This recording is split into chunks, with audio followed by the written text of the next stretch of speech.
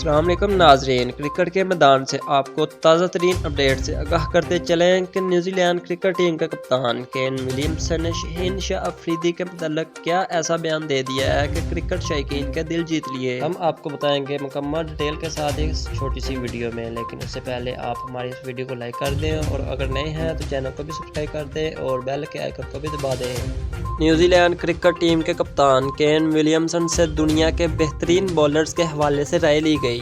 क्रिक info की जानब से केन विलियमसन की एक मुख्तसर वीडियो जारी की गई, जिसमें मेज़बान ने उनसे पाकिस्तान क्रिकेट टीम के फास्ट बॉलर शाहीन अफरीदी और ऑस्ट्रेलिया के world class bowler Mitchell Starc में किसी एक को मुंतखब करने का कहा।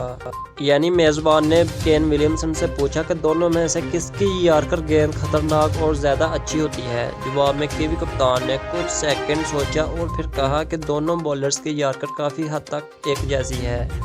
फिर केवी कप्तान अपने जवाब के आखिर में शाहीन शाह अफरीदी का नाम लेते हैं। वाज़ेह रहे कि शाहीन शाह अफरीदी और मिचेल स्टार्क अपनी तेज़ और स्विंग बॉलिंग की वजह से दुनिया क्रिकेट में मशहूर हैं।